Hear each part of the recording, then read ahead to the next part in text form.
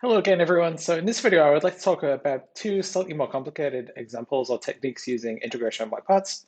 So let's see how they work. The first one is a type of example that involves rearrangement.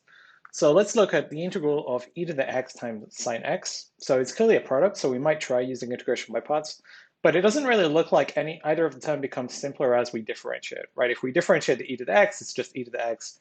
If we differentiate sine, we get cosine, which is not really any simpler. But fortunately, there is a way to do this using integration by parts, and it involves doing integration by parts twice, and then, as you might guess, doing some kind of rearrangement to solve for the thing we want to find. So let's try to do integration by parts, and we have to make a choice. It doesn't really matter which term you differentiate, which term you integrate, but let's differentiate the e to the x and integrate the sine x, and just see what we get. So remember on the first term, we are integrating one of the terms, but not differentiating anything. So we said we're going to integrate the sine. So we will get minus cosine x. So we have e to the x times minus cosine x. And then on the second integral, we have to subtract the integral of that we get when we differentiate one term and integrate the other term. So we are differentiating e to the x, it's just e to the x. We integrated sine, we get minus cosine x. So we have minus the integral of e to the x times minus cosine x. So the two negatives mean we get a plus here rather than the usual minus. So that's why there is a plus rather than the minus with integration by parts. And now this integral doesn't look any easier or harder than the integral we started with, but just humor me for a second. Let's try to use integration by parts on this again.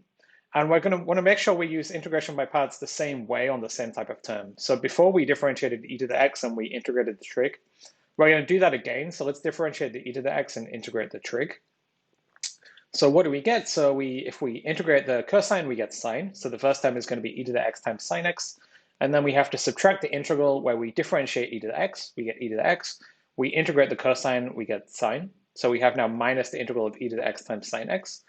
And this also doesn't seem very helpful. It seems almost like we are back to where we started, right? We have e to the integral of e to the x sine x. But the interesting thing is that the sign is going to be reversed. So let's put together the two things we said. So our first application of integration by parts, we had the thing we started with is something involving this integral of e to the x cosine x. And then we got some kind of formula involving the integral of e to the x cosine x. So let's just combine these two. Let's use the first formula, and then instead of this integral, we're going to replace it by whatever it was from the second integration by parts. So if we do that, we get the formula that the integral of e to the x sine is something minus the integral of e to the x sine.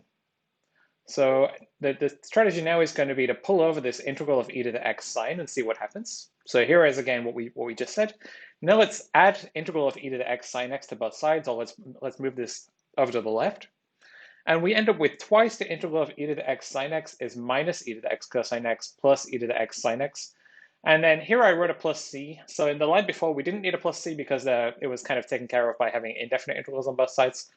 But on the left, we have an indefinite integral. Now on the right, there isn't an indefinite integral. So I want to make sure everything makes sense with the constants. So I added a plus c. You know, if there is an indefinite integral on one side, you want to make sure there's a constant on the other side. Okay, but now we can just divide by 2, and that's going to help us. That's going to tell us how to find the thing we started with, right? If we just divide by 2, we get a half minus e to the x cosine x plus e to the x sine x. Okay, c or c divided by 2 doesn't matter. And it looks like we almost didn't do anything, but now we ended up with the integral we wanted, right? That was the entire integral of e to the x sine x that we wanted to find. So we did, in this example, we did integration by parts twice, and then we managed to combine them and rearrange to find the thing we wanted to find. And it seems like we never actually did the final integral, but because the final integral was the thing we started with, we could just rearrange to have twice the thing we started with and solve. So this typically happens if we have things like e to the x times sine x or e to the x times cosine x, or maybe some other examples with trig functions where things kind of circle back around to where you started when you differentiate twice. And it was important that we differentiated the same type of term, right? We differentiated the e to the x both times, integrated the trig both times. If you switch around, then you are going to end up back where you started. It's not going to help. Okay, so we managed to solve for the thing we wanted. So this is one type of example of rearrangement where you end up with the thing you started with and then you rearrange for that. Another type of example is reduction formulas. So let's suppose we wanted to find, say, if we wanted to just find the integral of x times e to the x, that would be an easy integration by parts problem. But say, what about integral of x squared or x cubed or so on? And we could keep going, you know, we could treat every one of those separately, or we could just try to work in terms of a general power n and see what happens. So let's try to find the integral of x to the n e to the x using integration by parts.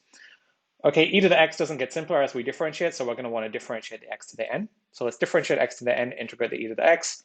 And the first time, remember, we don't do any differentiation, we just integrate. So integrating e to the x is going to give us e to the x. And then we subtract the integral, we differentiate one term and integrate the other. So we are going to get nx to the n minus 1 times e to the x. Okay, and then we pull this out. And then let's look at what we have. We have the integral of x to the n times e to the x is something that doesn't involve integrals. It's just x to the n times e to the x minus n times the integral of x to the n minus 1 e to the x. So it's here with this integral, we have the thing we started with, but n reduced by 1, right? Rather than x to the n e to the x, we have x to the n minus 1 e to the x. And it's not something we can do straight away, but it made things simpler by one step at a time. For instance, if we'd started with x squared e to the x, then we would have to do x e to the x. Or if we started with x to the 50 e to the x, here we would have to do x to the 49 e to the x. So it made things one step simpler, and by repeatedly using this formula, we can find the integral of x to the n e to the x for large n. So this is an example of something called a reduction formula. It reduces the integral, or it makes it simpler, makes it easier one step at a time. So it doesn't tell you the answer, but it gives you the answer in terms of something that's slightly simpler. So let's see how to repeatedly use this. So here is the formula we just derived. And let's plug in different values of n and see what we get. So suppose we want to find the integral of x cubed e to the x. So we are going to plug in this formula, n equals 3. We get the integral of x cubed e to the x is x cubed e to the x minus 3 times the integral of x squared e to the x. Okay, now we have a problem. We don't know how to find the integral of x squared e to the x. But luckily, we have a formula that's going to reduce that to something even simpler. So let's go back and use our formula with n equals 2. Right, we copy in our formula n equals 2. We get the integral of x squared e to the x is x squared e to the x minus 2 integral of x to the 1 e to the x. Okay, we still don't know how to find the integral of x e to the x. So we're going to have to do that in a second. But let's just combine the two formulas we had. So we have an integral of x cubed e to the x in terms of integral of x squared e to the x. We know the integral of x squared e to x. Okay, trust me to do the algebra, I can combine these two. Right, here we had the integral of x squared e to the x. Here we had a formula for the integral of x squared e to the x. You can check if you like, but here I just combined these two. Now we have a formula for x cubed e to the x in terms of x e to the x. And now we're going to want to find the integral of x e to the x. So we can do that by plugging in n equals 1 into our reduction formula. So if we plug in n equals 1, we are getting the integral of x e to the x is x e to the x minus 1 times the integral of x to the 0, which is just a constant 1. So this term is going to disappear with n equals 1. So now we just have minus the integral of e to the x. And the integral of e to the x is, of course, is just e to the x plus c. So now we can actually find this final integral, right? It's x e to the x minus e to the x plus c. So now we had the thing we started with. We had that in terms of the integral of x e to the x. Now we know how to find the integral of x e to the x. So we are going to just replace. So if we combine everything, we had x cubed e to the x minus 3x squared e to the x. Then we had this last integral that we just calculated. So we sub everything in. And here we managed to get the answer for the integral of x cubed e to the x. And if you wanted to go on, you could find the integral of x to the 4 e to the x by plugging in n equals 4. That would tell you the integral in terms of integral of x cubed e to the x, which we just calculated. So you could sub that in and find the integral of x to the 4 times e to the x. Once you've done that, you could plug in n equals 5, n equals 6, and you could repeatedly get this for higher and higher n.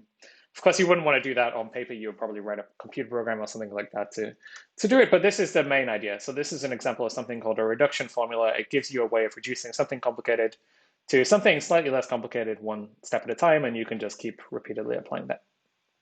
Okay, so these are the two more complicated examples I had in mind. Thanks, everyone. See you next time.